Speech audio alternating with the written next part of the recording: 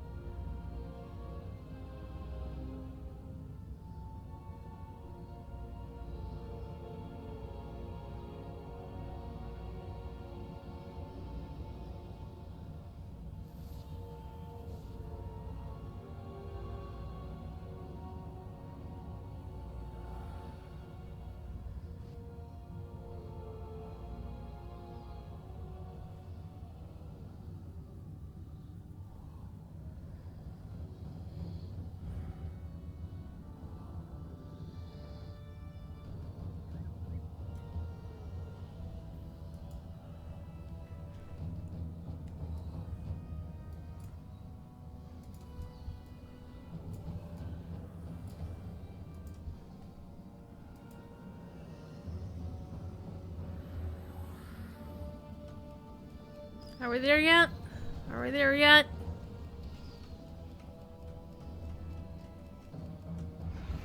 Embrace the darkness.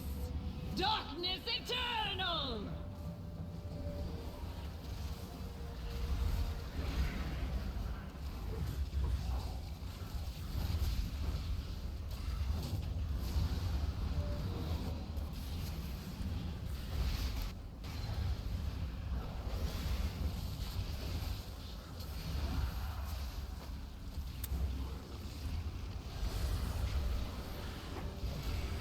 Oh, the lag, the lag, the lag, the lag.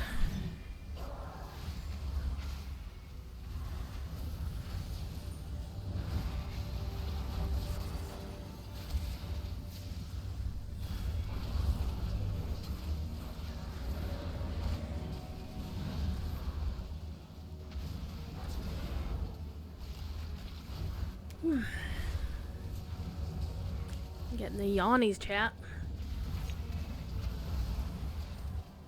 All part of the Master's plan. Your end is inevitable. And she's also the hardest one to loot because she doesn't actually have a body. She has a little globe, but it's in the middle of all of this mess. Oh, I got the gloves! Yash!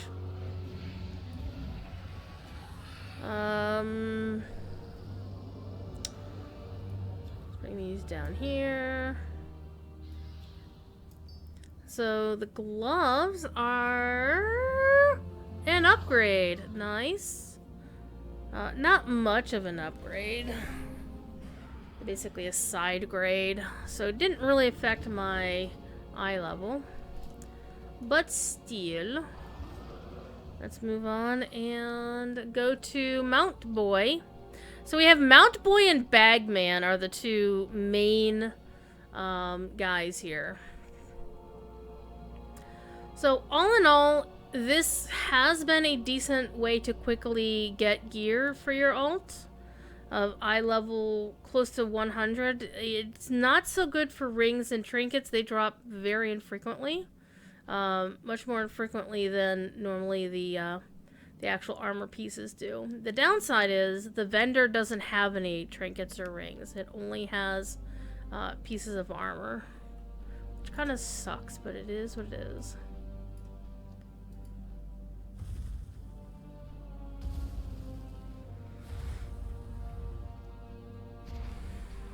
And I've decided this is my crate, or my cage. This is the one I always park my character on if I do park one down here. Unless I'm on a hunter, then I make sure the hunter is on the ground.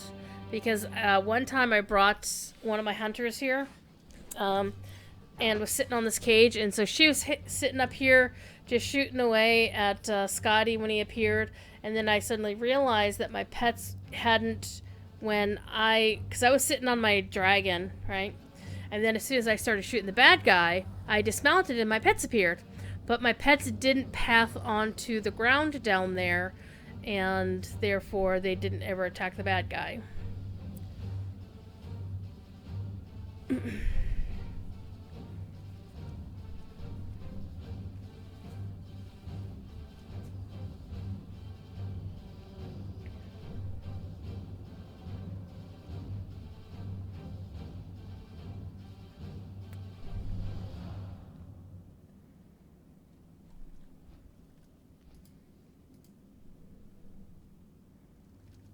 Also, one other thing that happened was kind of cool. It was on the 19th, just a couple days ago. Is the current world boss is, current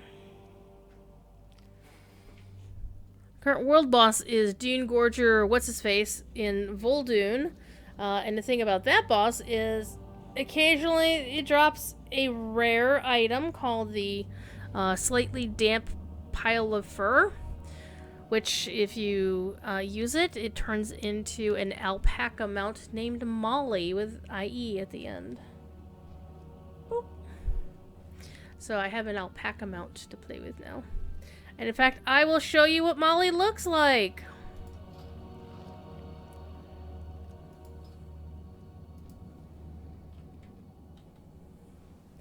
Molly is an alpaca. She looks like this. And she's cute.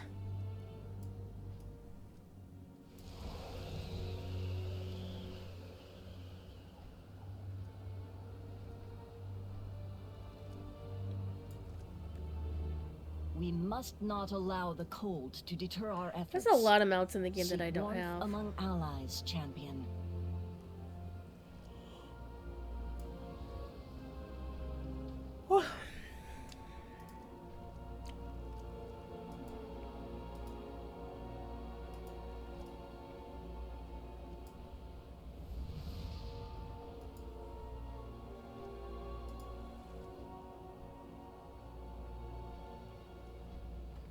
You get the Alabaster Thunderwing and the Alliance version, which is a Griffin, if you bought the 15th anniversary collector's edition, which I never did. Or you can just buy them separately in the in-game shop, I think, and I never did.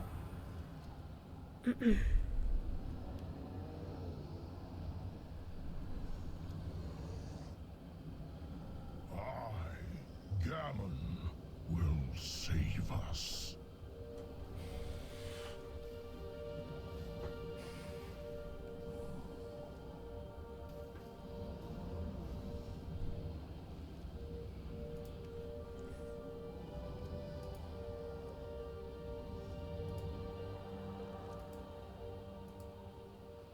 Oh, they have mounts from the new areas already in here.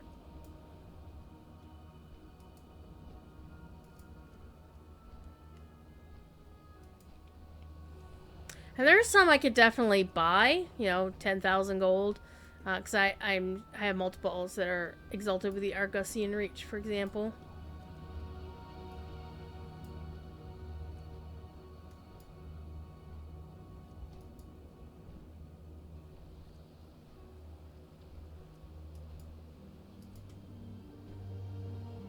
This is from Art and Wild.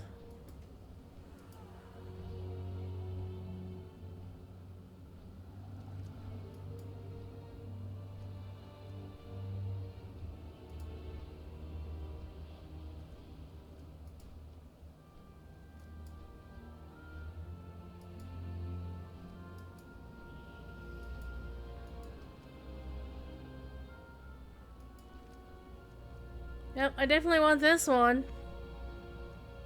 Look, that's so pretty. Look at it.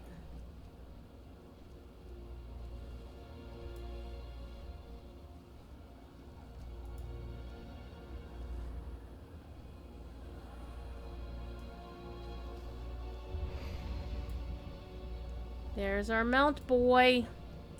So he drops the blue proto drake. I want that. So he drops this. And again, it's not a mount that I really want a lot. It's just that it's blue. See, that doesn't look terribly blue. I mean, the belly kind of does, back kind of does, but it doesn't scream blue. Like, this is more of what I would say, oh, this is blue. Ooh, I want that.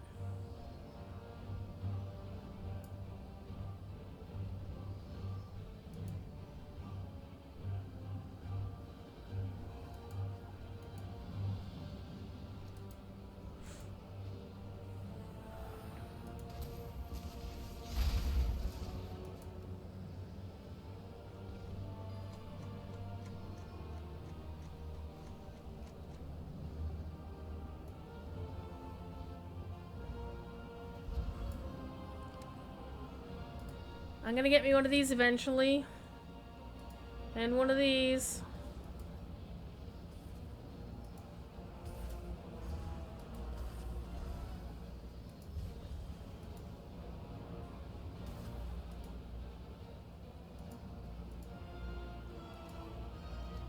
I'm gonna get me this one of these days. I'm gonna kick the Sparkle Dragon's butt, and he's gonna drop this. One of these days, it's gonna happen.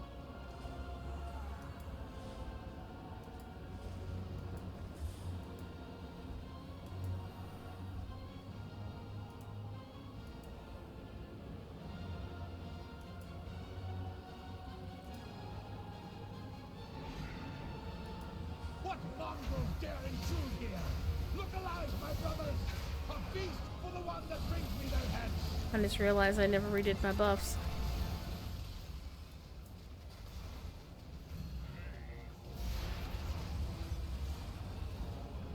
And the lag, all of the lag. I am out of range.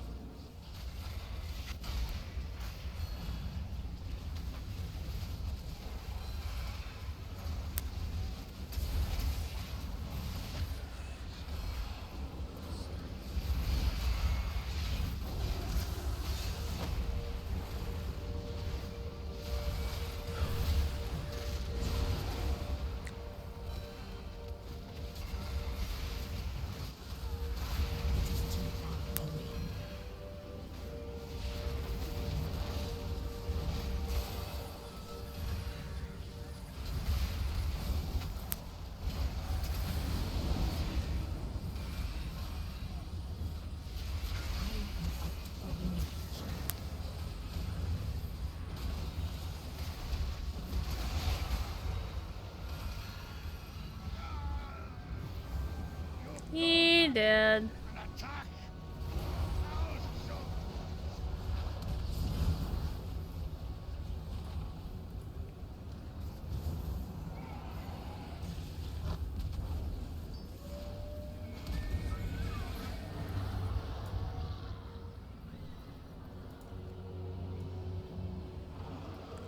Our next boss is over here in the corner. This boss is the one that's most conveniently situated to a graveyard. So if you die, your hunter has an alpaca pet. Did you get the one from the world boss, or did you get the one from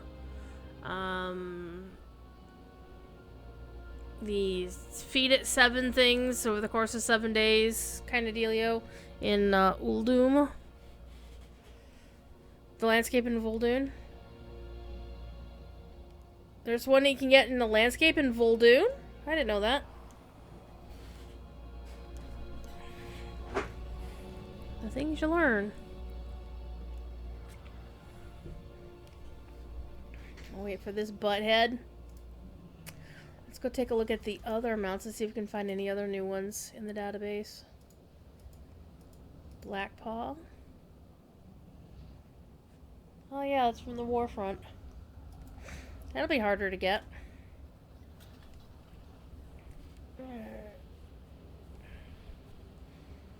Still haven't completed all the cool stuff I wanted to do in Firelands.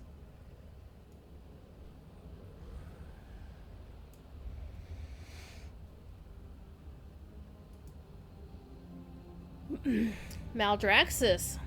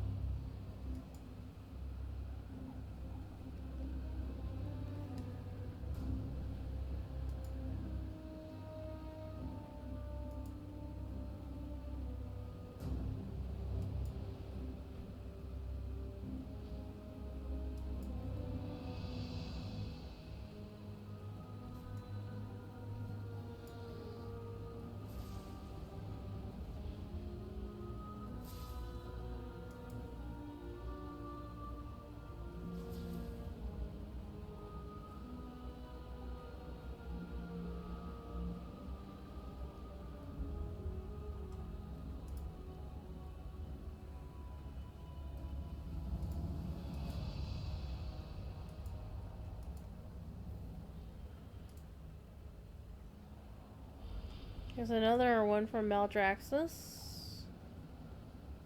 Stitched together.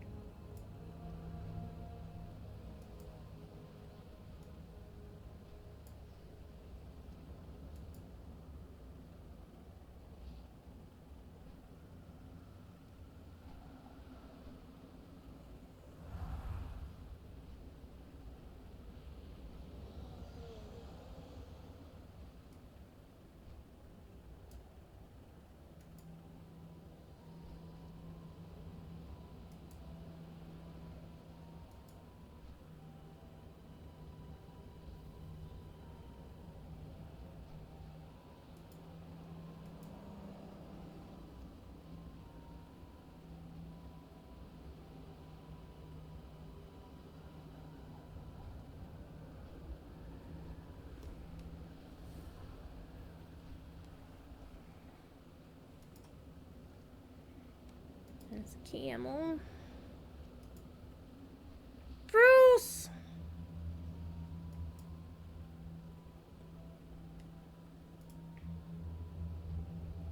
Another critter from Maldraxxus.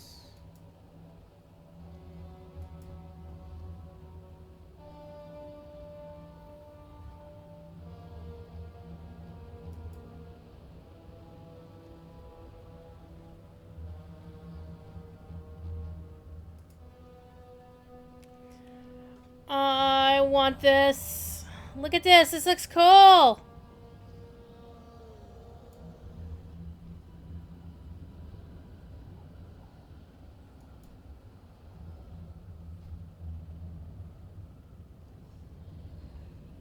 Formed by Ragnaros himself as a gift for the daughter he never had.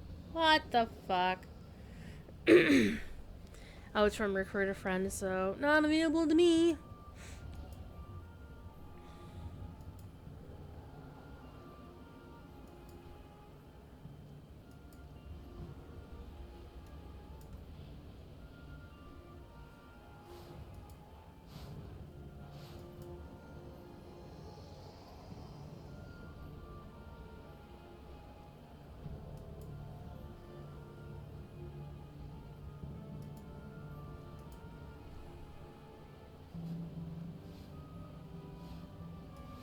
Another Maldraxxus critter.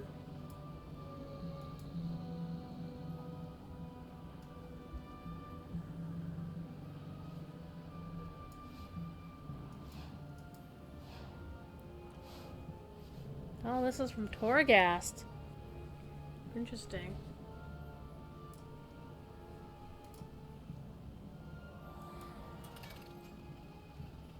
And from Revendreth?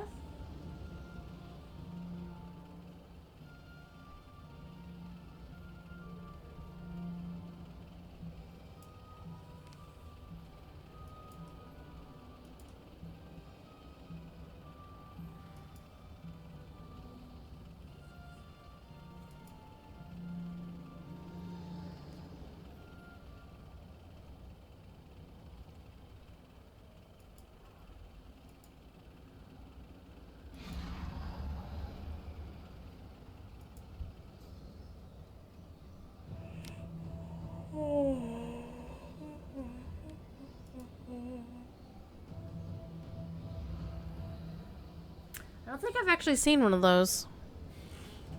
There's a quest to lasso one in Vol'dun. I don't think I've ever seen. I must have missed that quest.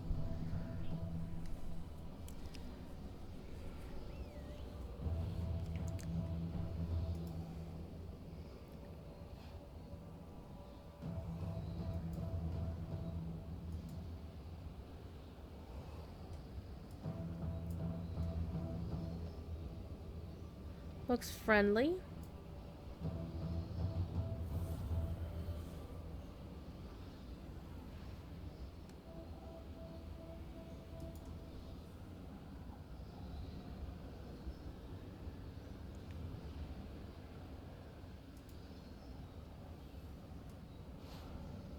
Ah.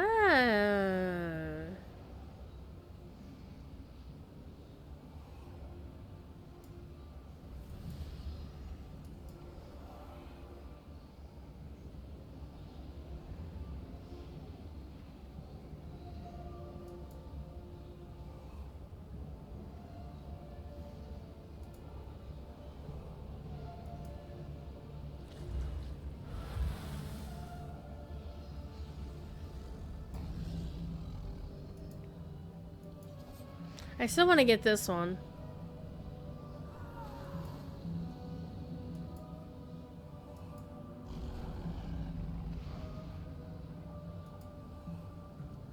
Coruscant moth from Ardenweald.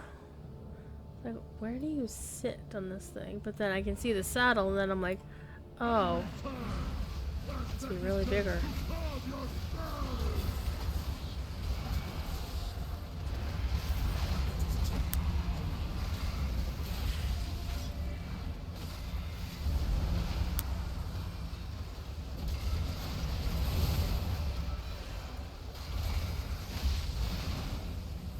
Is this the one you got to lasso?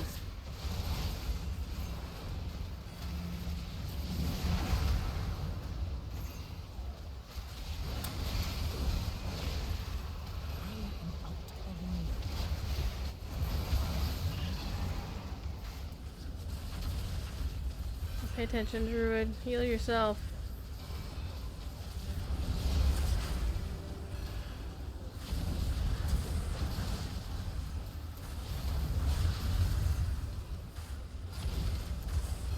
I'm going to die, chat.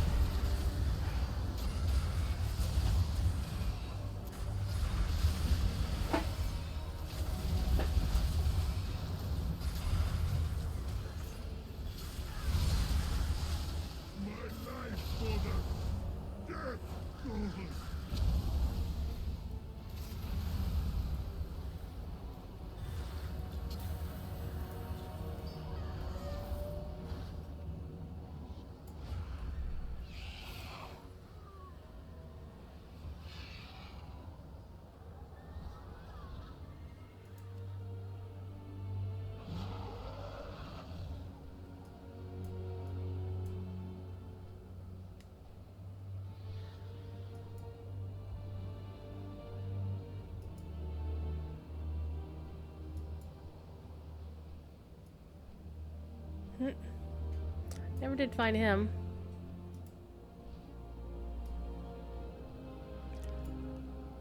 And I haven't done my class story yet to get my class mount because I'm a terrible, terrible person. And there's actually a few class mounts that I do want to get. I don't think I'll be able to get that one either.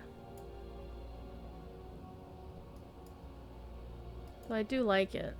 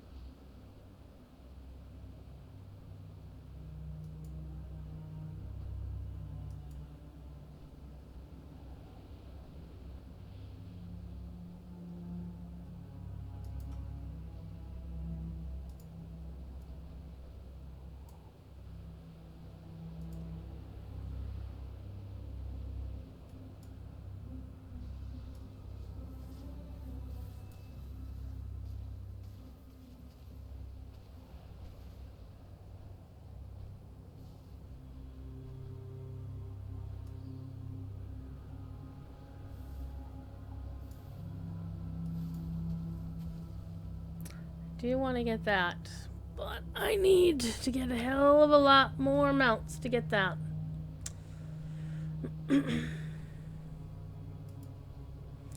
How?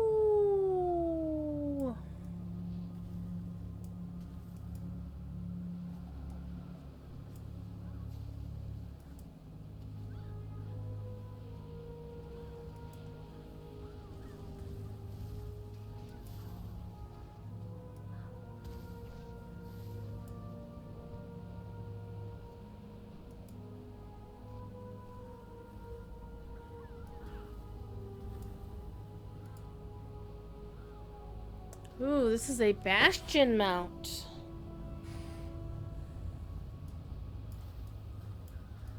It's pretty. Oh man, I wanted to get this. Well, I kind of wanted it, but I wasn't too fussed about it until I saw that there's actually fish in it. I'm like, now I fucking want it. I'm never gonna get it because you have to battle Jaina Proudmoore on Mythic and defeat her. And after Monday, well, I also wanted this one. After Monday, it goes to a 1% drop rate. Alright, it's in Maldraxxus.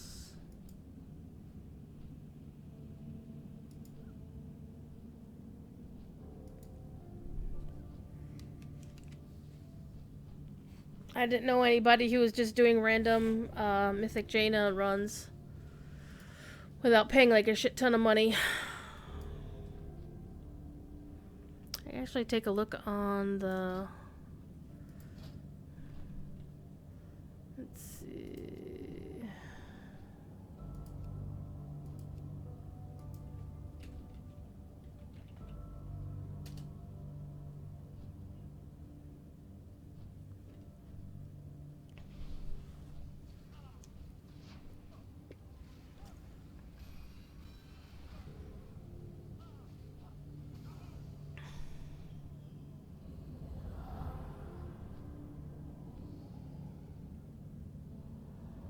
On Jadefire?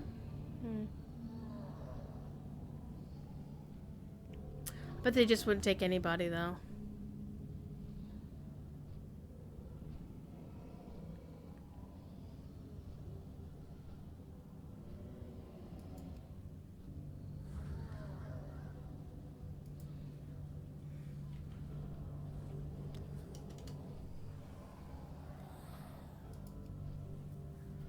It's the only one that's going?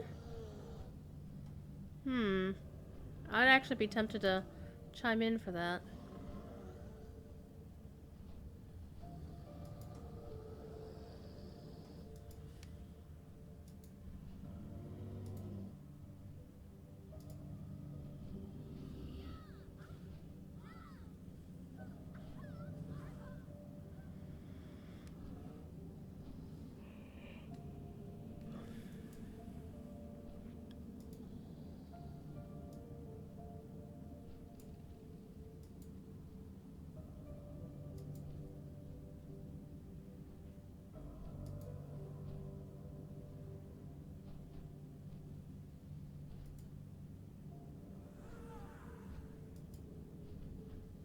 I also want to get that.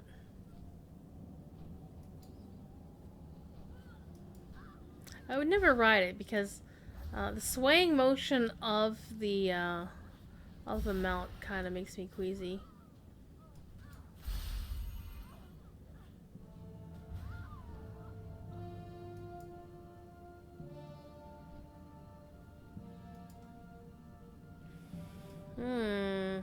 Interesting.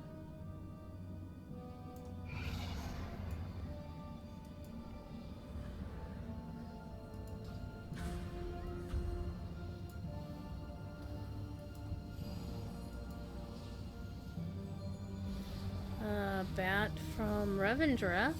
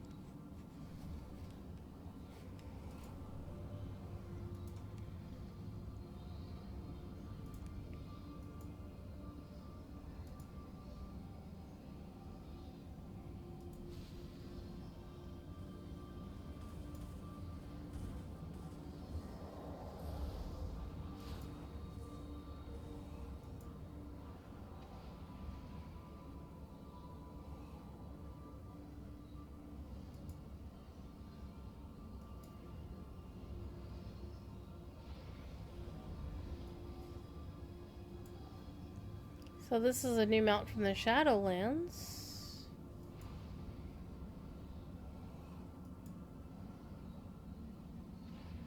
This is this one.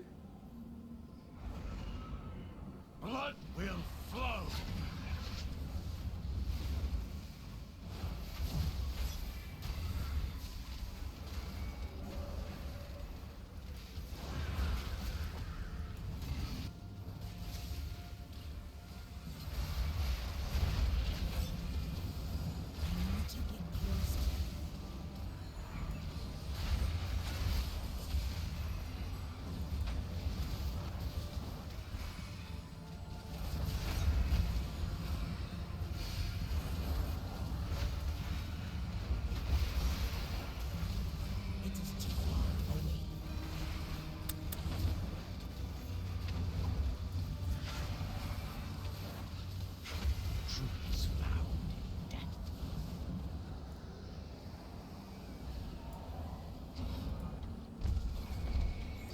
Oh, I got his influencer, so that's nice. Got some loots. And it's a fist weapon.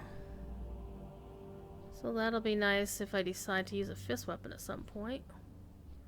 So next we've got the Black Knight, and then we've got Bagman.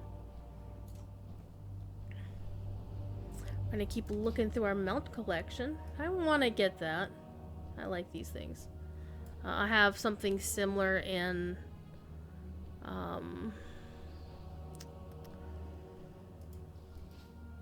SWTOR, and it's fun. And that's actually something to bring up, by the way. I do have plans to bring SWTOR back into my game rotation, because as I was watching my friend Mark earlier today streaming it, I was like, you know what, I miss this game. I'm so far behind in the story, and I feel really bad about it, because, you know, it's like, there used to be all my people. All my people. I'm gonna get Midnight at some point, too. And Miramon's head. Oh, shush you.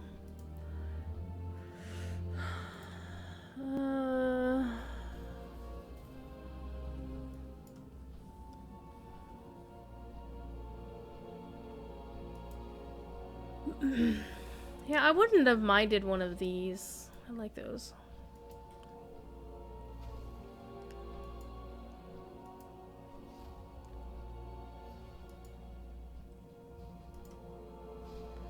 Alright, this is one of the new mounts. I know one person who is probably going to be over the moon about having one of these. It's pretty. So of the 4 covenants, I only really like 2 of them. The others are not really my aesthetic, so... But just for the sake of, you know, covering all the bases, I will have a character in each one. I really like this mount.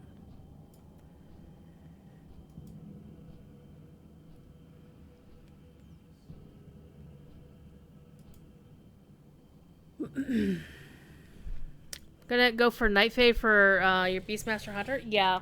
Let me take a quick look at my spreadsheet. I have... On my Alliance alts, I have a Paladin, Hunter, and Monk all set to go Kyrian. I've got a Death Knight, a Druid, a Mage, another Druid, a Priest, all set for Night Fae, a Warlock and Demon Hunter set, Death Knight and Mage for Venthyr, a Warrior, Shaman, and Death Knight for Necrolords. And the other alts that I haven't had one picked yet because it doesn't really matter. Because they're not at level cap. Not all of these alts that I mentioned are at level cap, but some of them were intended to be at level cap. And then we have got, on the Horde side, my Paladin, Hunter, Mage, Death Knight, Priest all going Kyrian. Death Knight, Warlock, and Rogue going Necrolords. Demon Hunter and regular Hunter going Venthyr. And I just have one alt set for the Night Fae, but I think I'm going to set up I think my Druid is going to go Night Fae as well. So I'll set that to be Night Fae. And then everybody else hasn't, you know, been picked because they're all like level 10s and 20s and shit. Alright, what else we've got here? Apparently Maldraxxus has a lot of these.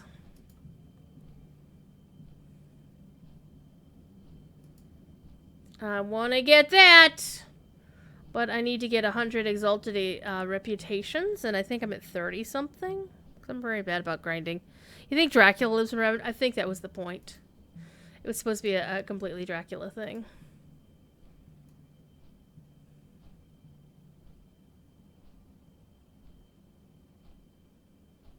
If this is supposed to be from an Eternal Guardian from Pure Gold, well, it's not all gold.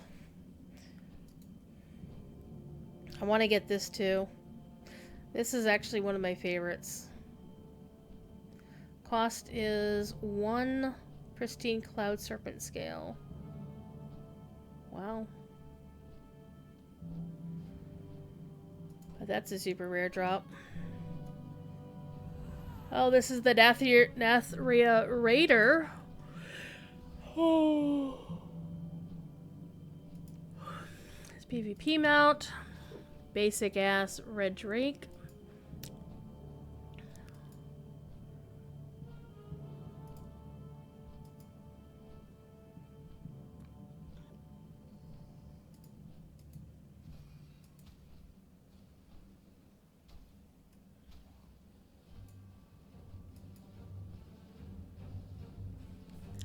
Something terrible happened to in the lost town of Havenswood. Why am I thinking that's related to the Drustvar? Rivendare's Death Charger, I don't have that one yet. Oh my god.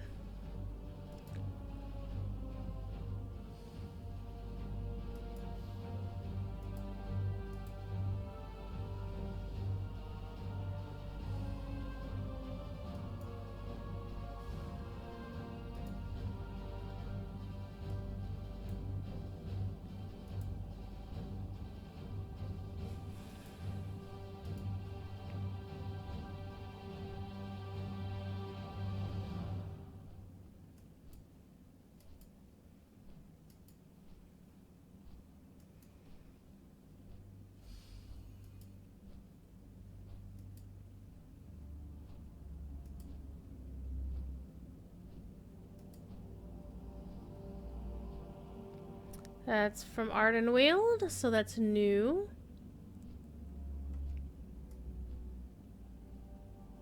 It's super pretty though.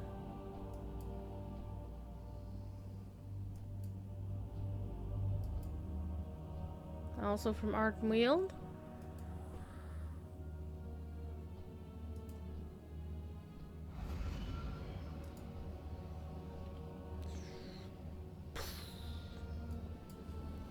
Tag. You're it.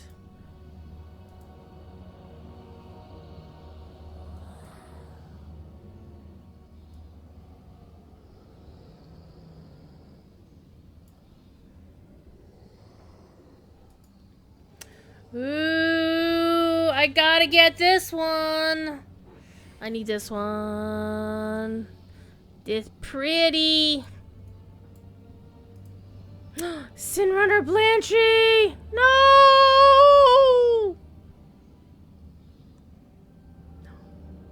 What evils must she have committed in secret to have earned her place among the condemned souls of Revendreth?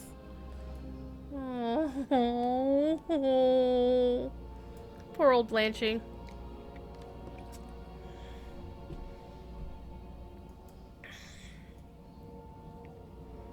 Wow.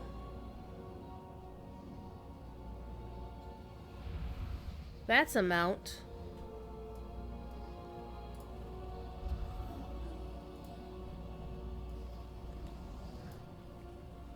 I would never be able to acquire it, but it looks pretty badass.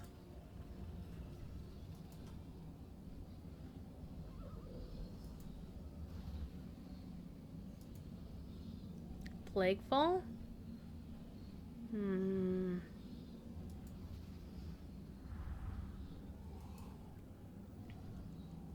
Oh wow, I don't think I've actually seen anybody have that one.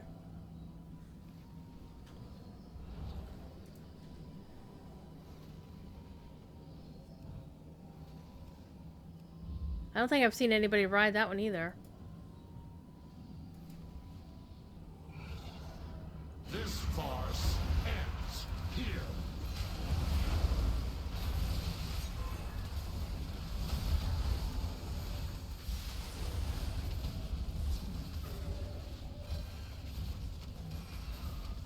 The lag is real, chat.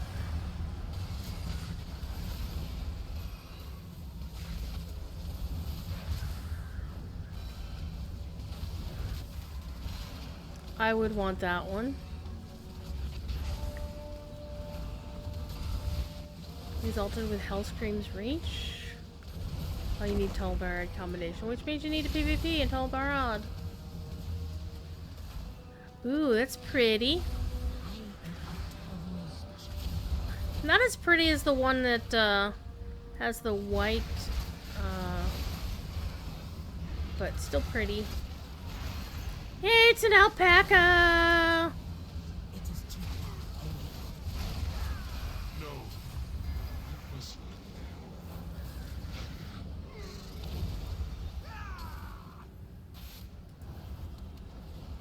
Ooh, pretty.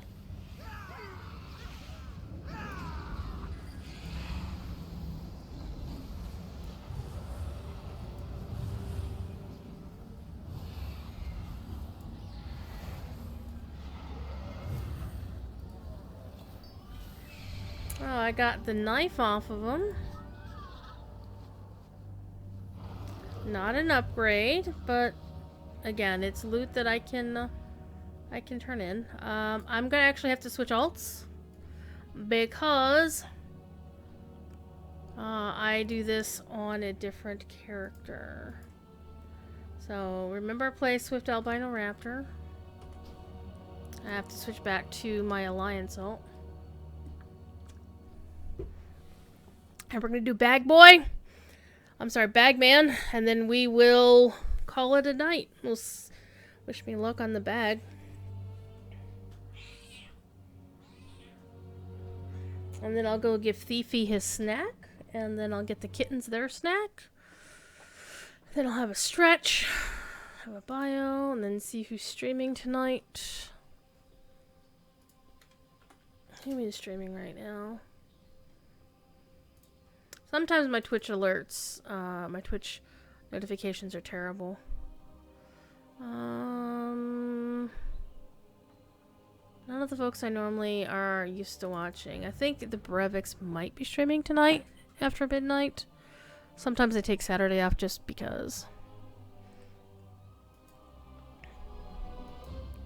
Because that's the Breviks.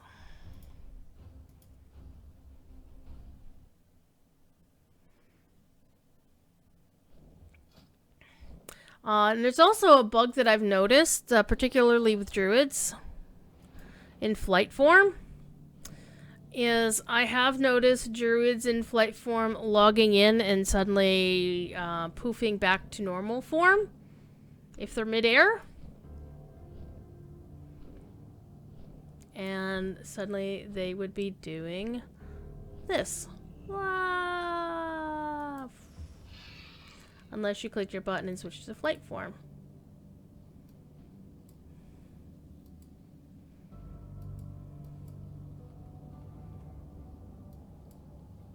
This is my favorite spot to park for this guy.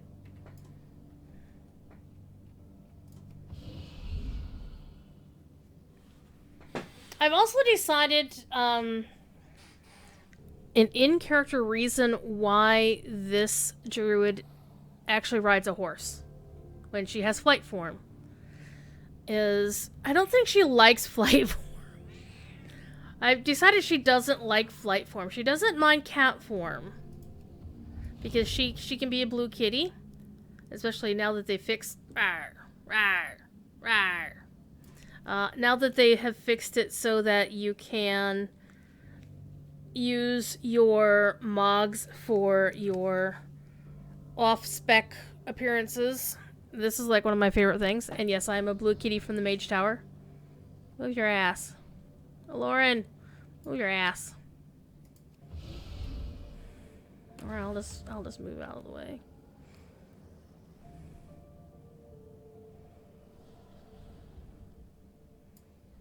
I mean, you almost can't not park on somebody. Especially for Bagman, because look how many of us there are. And more are arriving in momentarily. So I have a list of stuff that I plan on doing once the pre-patch is over. And it's stuff that I could do at any time. And I should have done before now, but I just, haven't gotten around to it. Oh, now I can have my spot back. Here, I'll let Gun Shield have their personal space again. Social distancing is not a thing when you're waiting for the Bagman. But I've actually been doing, some of the things I've been doing while I've been leveling alts has been to complete the Legion Order Hall stories, because I never did, because so much of that required running dungeons that I didn't feel like running dungeons back then. And also it's a lot easier to complete the Legion Hall shit, because over level is fun.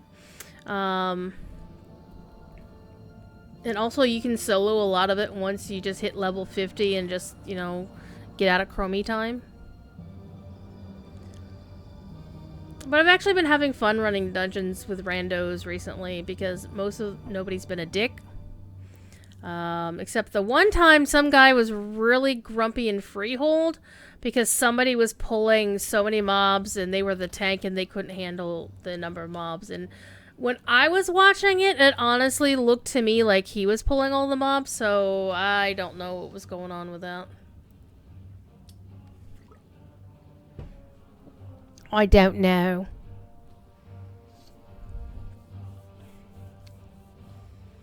So, my goal is to play through the story twice, to start with. My Alliance Paladin first, then my Horde Paladin second.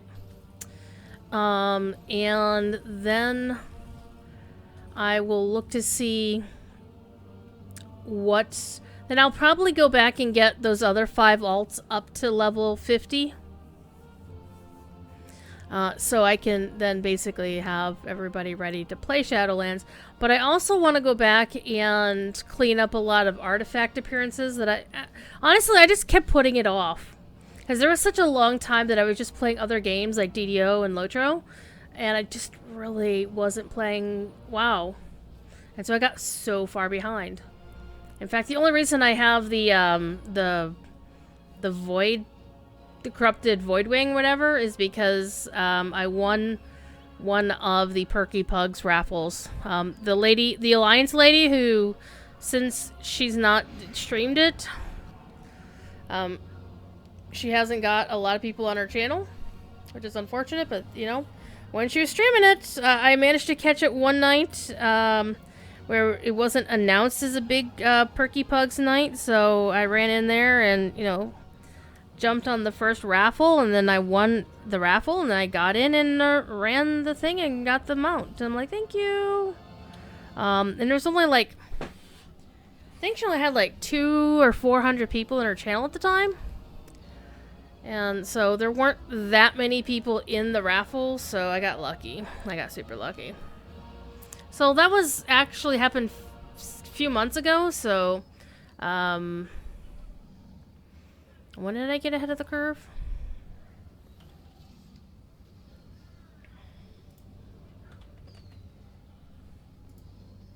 I got that back on the 1st of August.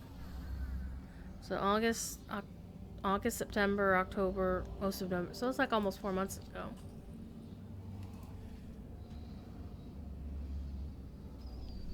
And so that was one less thing to stress about, because I really like that mount. I just haven't decided which alt or alts is gonna use it as their regular mount. One of the things is, if I can't fly, I don't like to use the big-ass flying mounts as a land mount, especially since there's so many cool land mounts that you can use when you can't fly yet. So, that's a thing.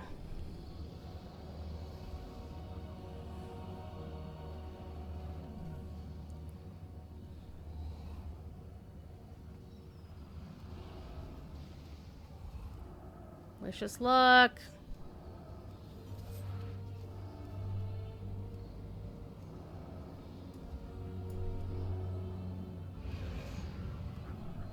Finally, a captive audience.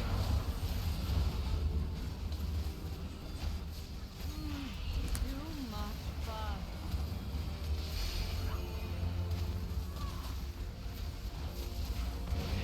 I will sever your soul from your body. Alright. Let's go see if we got something. Denied! Not again. That's unfortunate. Alright. Is that a Blingtron 6000? Don't really feel like messing with the 6000 Blingtron. Alright, we're going back to the Horde! However, I'm going back to the Horde. I'm gonna send you all off. You got the bag? Good job. Good job, you.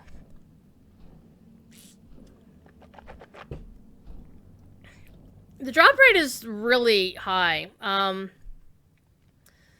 was in a raid last night and didn't get the bag, but out of the 40 people, I guess, that were in the raid, 30 plus people, 14 of them got the bag, so that was pretty good. So as you can see on my Alliance characters, everybody is hanging out in Stormwind except Sprockets. I haven't decided what to do with her. But these ones are in Icecrown because they still need some gear.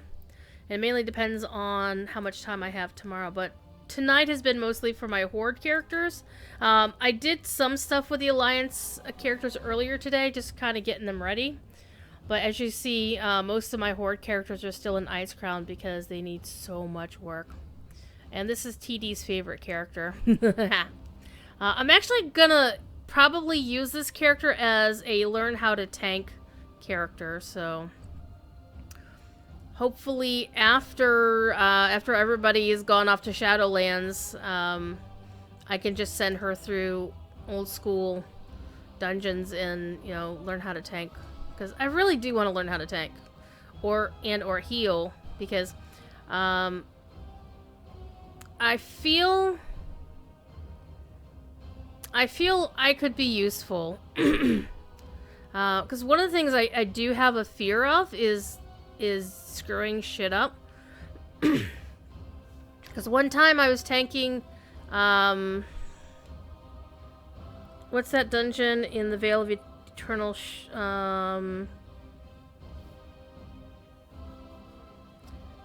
there's a dungeon that, the spring, the one that's like Eternal Spring or whatever, and there's like the dragon that you have to aim the dragon away from the raid, and I forgot that bit, and I was getting cussed at in Portuguese, so I was not happy. Okay, who's up next? Again, we're just farming. Well, we have a bunch of these. How many pieces of gear do we need to buy, though? We got 1, 2,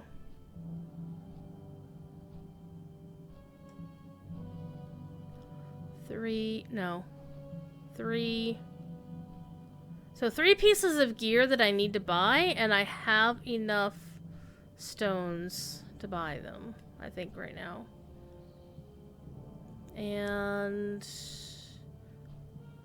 there's nothing I need to get off of Tyrannus. I actually have the shield off of Tyrannus.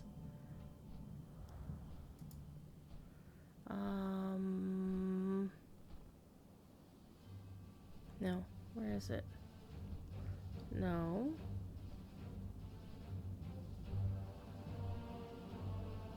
Am I wearing the shield? No. I guess I am, duh. So, I have his shield.